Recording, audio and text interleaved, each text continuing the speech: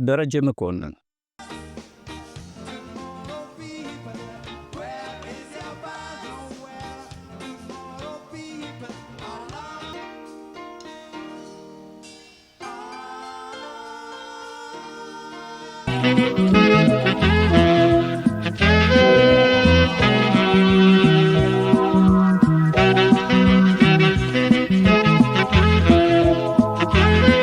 የአስቴርን ዘፈን ስትመርጥ ሁልጊዜ ደስታን ቅንብሮ ይማኑ እኔ እሱ በጣም እኔ በጣም በትልቅ ደረጃ ከማድንቃቸው ሙዚቀኞች አንዱ ነው። ደረጀ መኮንን ይባላል። ደረጀ መኮንን በሙዚቃ አካባቢ ሰዎች ሊያውቁት ይችላሉ። ብዙውን ጊዜ ውጭ ሀገር ስለነበረ ግን የቴዲ መኮንን ወንድም ነው። ቴዲ ማክ እሱም እንደምታውቀው ኃይለኛ ሙዚቀኛ ነው። ደረጀ አሁን በህይወት የለም። የደርግ መንግስት ቀይ ሽብር ግድያን በመሸሽ 3 የሬጌ ሙዚቀኞች ሀገራቸውን ኢትዮጵያን ለቀው ወደ አሜሪካን አቀኑ።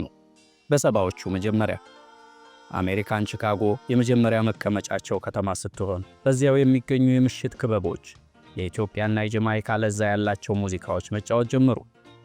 እነዚህ 3 ኢትዮጵያውያን የሬጌ ሙዚቀኞች ሙሉጌታ ገሰሰ፣ የሙሉጌታ ታናሽ ወንድም ዘለቀ ገሰሰና መላኩ ረታ ናቸው።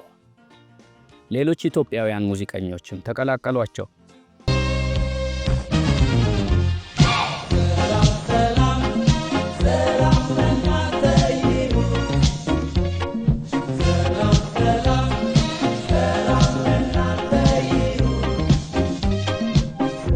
ዘለቀ ገሰሰ ቤዝ ጊታሪስትና ድምፃዊ፣ ራፋኤል ወልደማርያም ድራም እና አጃቢ ድምፅ፣ ደረጀ መኮንን ኪቦርድ፣ መላኩ ረታ ኪቦርድና ድምፅ፣ አብዱል ሐኪም ሊድ ጊታር፣ አስራት አምሮ ስላሴ ፐርከሽን፣ ሙሉጌታ ገሰሰ ሪትም ጊታሪስት ሆነው እንደ አውሮፓውያን አቆጣጠር በ1980 የሙዚቃውን ባንድ ዳሉል የሚል ስያሜ ሰጥተው በስሙም አንድ ዳሉል የሚል አልበም ሰሩ።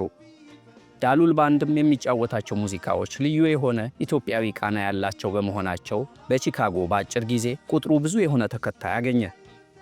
ይህም አልበም በቺካጎ ብቻ ሳይሆን በመላው አሜሪካ አልፎም በካሪቢያን ዘልቆ ለመደመጥ በቃ። እንዲሁም በጀማይካ የሚገኝ አንድ ባለዝና ቤተሰብ ድረስ። ጉዳያችን ስለ ዳሉል ባንድ በኋላም ባሮ ባንድ ስለተባለው ባንድ ለማስተዋወቅ ሳይሆን የባንዱ የጀርባ አጥንት ስለነበረው ታዋቂው ሙዚቀኛ ደረጀ መኮንን ለመዘከር ነው።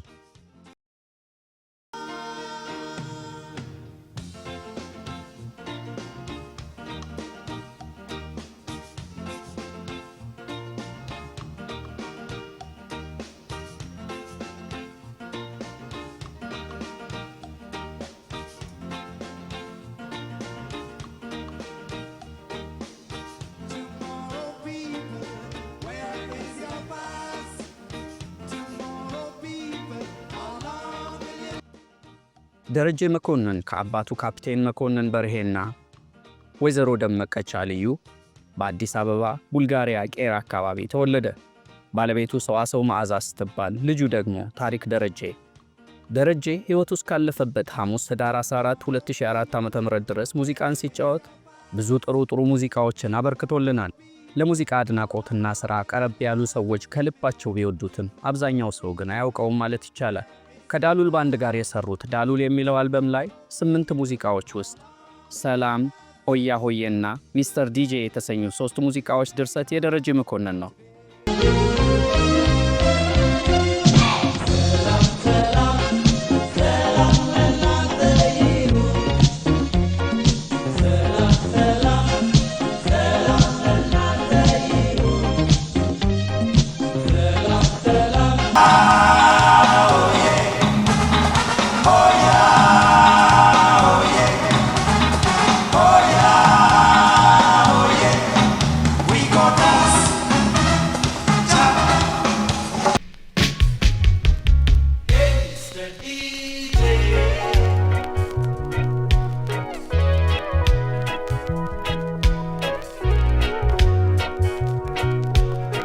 አሁን ይህንን ማስታወሻ ስናዘጋጅ 2018 ዓመተ ምህረት መሆኑ ነው። ሐሙስ ህዳር 14 2004 የዛሬ 14 ዓመት ማለት ነው። ከዚህ ዓለም ድካም አርፏል። መሐሙድ አህመድ አስቴር አወቀን፣ ኤፍሬም ታምሩን፣ ጂጂን፣ ዚጊ ማርሊን በሙዚቃው አጅቧል። በጥቂቱ ከሸበሌ፣ ከአይቤክስ፣ ዳሉልና ባሮ ባንድ፣ ሜሎዲ ሜከርስ የሰራባቸው ጥቂት የሙዚቃ ባንዶች ናቸው። በ14 ወይም በ15 ዓመቱ ራስ ሆቴል ታላቁን ሙዚቀኛ መሐሙድ አህመድን አጅቧል። በአንድ ወቅት በዚህ በልጅነቱ ምክንያት የራስ ሆቴል ጥበቃዎችም ራስ ሆቴል አላስገባው ብለውት እንደነበር ተናግሯል። ከሰራቸው ሥራዎች ውስጥ ከሀገር ሳይወጣ ከሸበሌ ባንድ ጋር የሠራውና ደረጀ መኮንንና ሸበሌ ባንድ በሚል ስያሜ በታንጎ ሙዚቃ ቤት አሳታሚነት የወጣው አንድ በመሳሪያ ብቻ የተቀነባበረ አልበም አለው።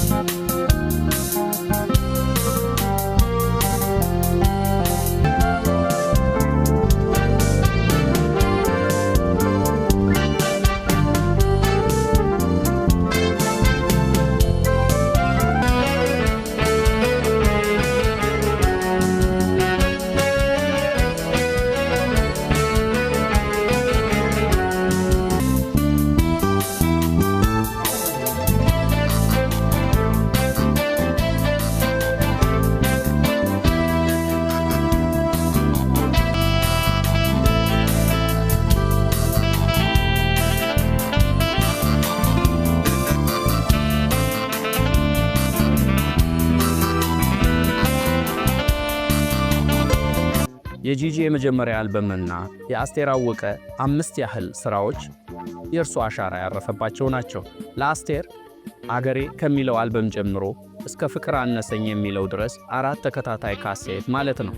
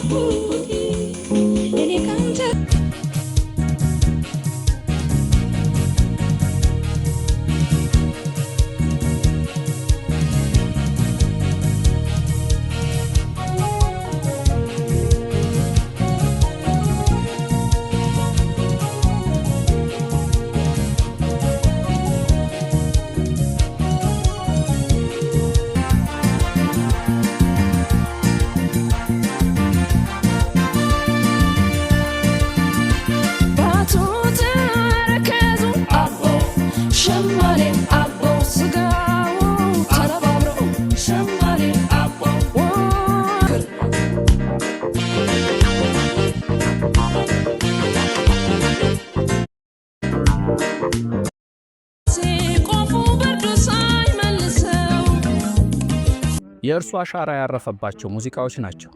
የጥላሁን ገሰሰ የጠላሽ ይጠላ የሚለው ዘፈን እንደዚሁ ከባንዱ ጋር ያቀናበረው እርሱ ነው። ስለ እርሱም ጉዳይ ቴዲ አፍሮ በአንድ ወቅት እንዲህ ብሏል። በነገራችን ላይ የጥላሁን የጠላሽ ይጠላንም እሱ ነው አሬንጅ ያደረገው። የቅድም የሰማ ነው። ጥላሁን ገሰሰ ነው የነገረኝ አንድ ጊዜ። ይሄን ዘፈን በጣም ነው በጣም ወደውና ማን ነው ይሄን ሙዚቃ አሬንጅ ያደረገው አልኩትና በጣም ትንሽ ልጅ ነበር ደረጃ ያለኝ ያኔ 17-18 ዓመቱ ነው። ከትልልቅ ሙዚቀኞች ጋር ነበር የሚጫወተው እና አሬንጅ የሚያደርጉት ሌሎች ሙዚቀኞች ነበሩ። ጥላሁኖች ይቆማሉ እስከሚጨራርሱ ድረስ። በኋላ እነሱ የራሳቸውን ስራ ጨርሰው በሉን ጀምር ሲባል ቆይ ያቺ ልጅ የምትነካካውን ድምፅ መጀመሪያ ልስማ አልኩኝ አለ። እንግዲህ ጥላሁንም ቀላል አይደለም ይሄን መለየት መቻል ትልቅ አቅም ነው። በኋላ እንግዲህ እንደምታየው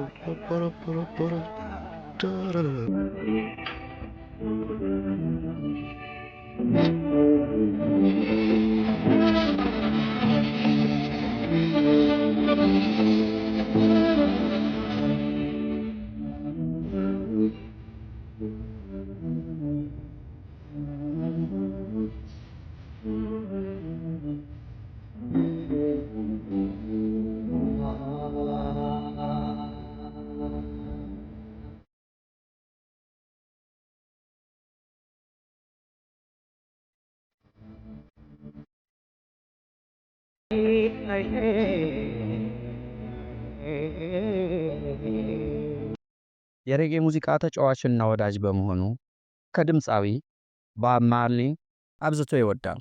ጸጉሩም እንደ ባብ ድሬድሮክ ነበር። ደረጀ ግራሚ አዋርድም የወሰደ ነው ከዚህ ከማርሊ ጋር። የልጅነት ህልሙ ከቦብ ማርሊ ጋር መጫወት ነበር። እንዳጋጣሚ በህይወት አላገኘውም። ዳሉል ባንድን መስርተው ዋይልደርን ታውቃለች ቺካጎ።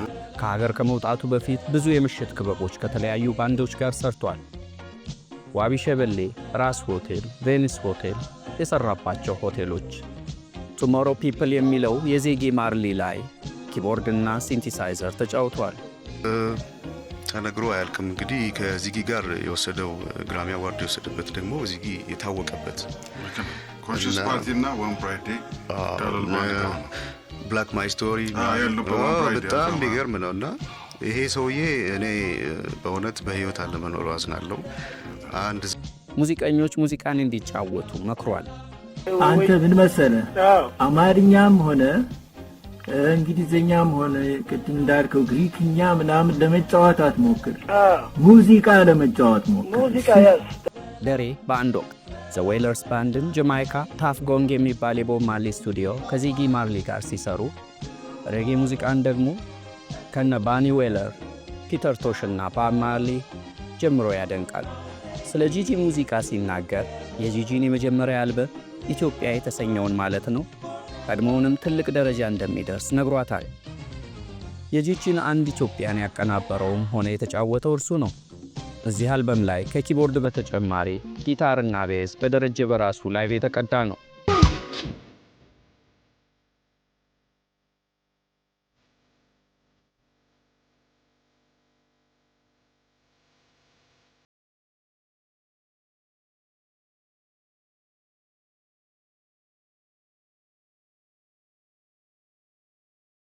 የጂጂ ጉድፈላ አልበም በውጭ ሀገራት ከፍተኛ ተቀባይነት አግኝቷል እና የሙዚቃ ዝግጅቷ ታዳሚያን አብዛኛዎቹ የውጭ ዜጎች ናቸው።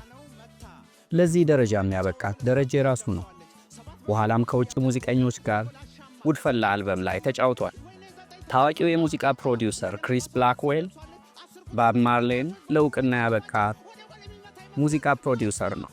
የጂጂን ሙዚቃዎች ፕሮዲውስ እንዲያደርግና ለእውቅና እንዲበቃ ለማድረግ ደሬ ትልቅ አስተዋጽኦ አድርጓል። ዘ ጄነሲስ የዳሉል ባንድ ሙዚቃ ላይ ሰላም ሰላም፣ ሆያ ሆዬ፣ ሚስተር ዲጄ ሶስቱ በድርሰትም ሆነ በቅንብሩ የደረጀ ነው። ጂጂን ለደረጀ ያስተዋወቀችው አስቴር ናት። ከእርሷ ጋርም እንዲሰራ የነገረችው። በዚህ ኢትዮጵያ የተሰኘው አልበም ላይ ኳስ ሜዳ የሚለው ሙዚቃ ላይ አብርሃም ወልዴ እንደ ኮሜንታተር ተጫውቷል።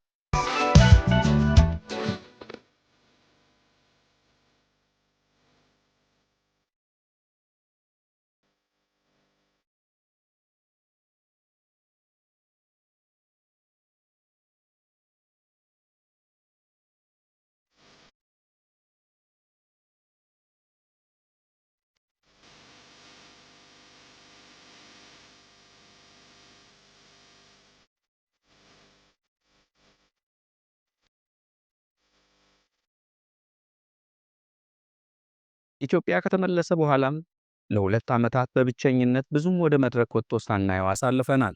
ታሪክ ደረጀ የተባለች የ24 ዓመት ልጅና ሰዋሰው መዓዛ የተባለች ባለቤት አለችው። ወደ አገር ቤት ከተመለሰ በኋላ የቴዲ አፍሮ፣ ጎሳይና አሌክስንና ኤልያስ መልካንና የፍቅር አዲስን አጨዋወት ይወድ ነበር። አድንቋቸዋለሁ። አሁን ይኸውልህ ከሰማዋቸው ቴዎድሮስ እና ጎሳዬ እና አሌክስ የሚባሉት በጣም አስደስተውኛል አይደለ ከመሳሪያ ደግሞ ይሄ ማን ነው ኤልያስ መካ የሚባለው ልጅ በጣም ጥሩ ስራ እየሰራ ነው አዎ ደሬ በአንድ ወቅት ከሙዚቀኞች ሞዴሎቹ እነማን እንደሆኑ ሲጠየቅ በመሳሪያ በኩል ወንድሙ ቴዎድሮስ መኮንን ከድምፃውያን ደግሞ ባብ ማርሌንና ጥላሁን ገሰሰን ነው ብሏል። ማየው የነበረው ታላቅ ወንድሜ ቴዎድሮስ መኮንን ነበር በመሳሪያ በኩል ኦኬ በዘፋኝ በኩል ደግሞ ባብ ማርሌን በጣም ወደው ነበር ከሀገራችን ደግሞ ጥላሁን ገሰሰን በጣም ወደው ነበር ወንድሞቹ ቴዎድሮስ መኮንን ታላቅ ሙዚቀኛ ነበር በቅርቡ እምነቱን ከክርስትና ወደ እስልምና ቀይሮ ዓለማዊ ሙዚቃን እስኪያቆም ድረስ ብዙ ስራዎችን ሰርቷል ሌላው ወንድሙ አለማየሁ በውጭ ሀገራት ከመሐሙድ አህመድ ጋር ይጫወት ነበር ማቲያስ መኮንንና መስፍን መኮንን እንደዚሁ ጥሩ ሙዚቀኞች ሲሆኑ መስማት የሚል በመሳሪያ የተቀነባበረ ሙዚቃ አላቸው ሌሎች ወንድሞቹም በሙያ ደረጃ ሙዚቃን አይጫወቱ እንጂ ለራሳቸው ይጫወታሉ በነገራችን ላይ ያስቴር አወቀ እንደዛ የፍቅር ዘፈኖች እነ ሙናዬ እነ ሽሩሩ የኔ ወለላ ሌሎችም አብዛኛውን ያስቴር ዘፈኖች ደረጀ እንዲሁም ቴዲ ማክ ነው የሰሩትና ደረጀ እኔ ለመናገር ከምችለው በላይ በጣም የማደንቀው ደረጀን በነገራችን ላይ የጥላሁን የጠላሽ ይጠላልም እሱ ነው አሬንጅ ያደረገው የቅድም የሰማ ነው በጣም የሚገርም ጥላሁን ገሰሰ ነው የነገረኝ አንድ ጊዜ ይሄን ዘፈን በጣም ነው እኔ በጣም ወደውና ማን ነው ይሄን ሙዚቃ አሬንጅ ያደረገው አልኩትና በጣም ትንሽ ልጅ ነበር ደረጃ ያለኝ ያኔ 17 18 አመቱ ነው ከትልልቅ ሙዚቀኞች ጋር ነበር የሚጫወተው እና አሬንጅ የሚያደርጉት ሌሎች ሙዚቀኞች ነበሩ ጥላሁን ውጪ ቆማሉ እስከሚጨራርሱ ድረስ በኋላ እነሱ የራሳቸውን ስራ ጨርሰው በሉን ጀምር ሲባል ቆይ ያቺ ልጅ የምትነካካውን ድምጽ መጀመሪያ ልስማ አልኩኝ አለ እንግዲህ ጥላሁንም ቀላል አይደለም ይሄን መለየት መቻል ትልቅ አቅም ነው በኋላ እንግዲህ እንደምታየው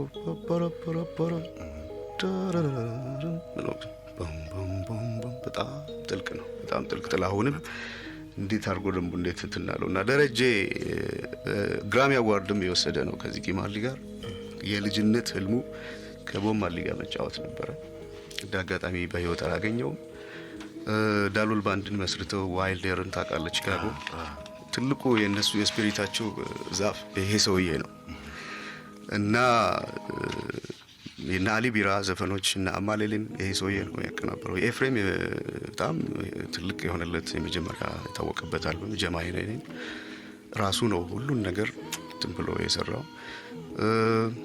ተነግሮ አያልቅም እንግዲህ ከዚጊ ጋር የወሰደው ግራሚ አዋርድ የወሰደበት ደግሞ ዚጊ የታወቀበት ኮንሽስ ፓርቲና ዋን ብራይት ዴይ ዳሎል ባንድ ነው ብላክ ማይ ስቶሪ በጣም የሚገርም ነውና ይሄ ሰውዬ እኔ በእውነት በህይወት አለመኖሩ አዝናለሁ አንድ ዝግጅት ላይ ለሱ እንዲሆን አስቤ ነበር እንዳጋጣሚ ቀደመኝና አንድ 3 ወር 4 ወር ከኔ ጋር ብዙ ጊዜ እንገናኝ ነበር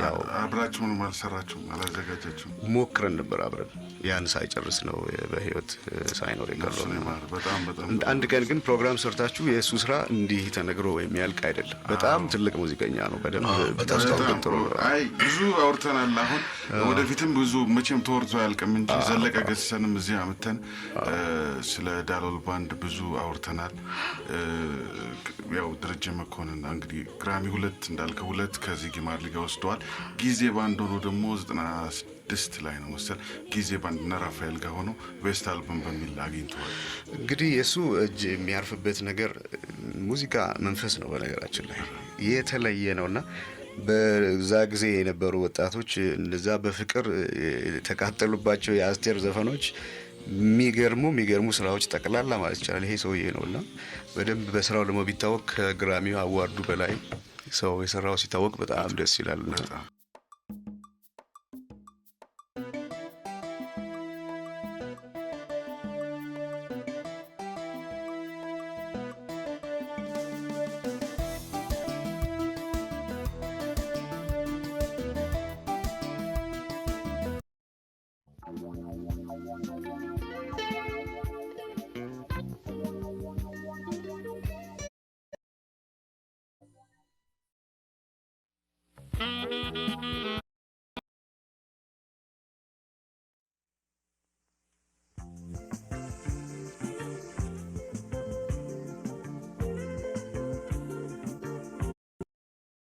Yeah.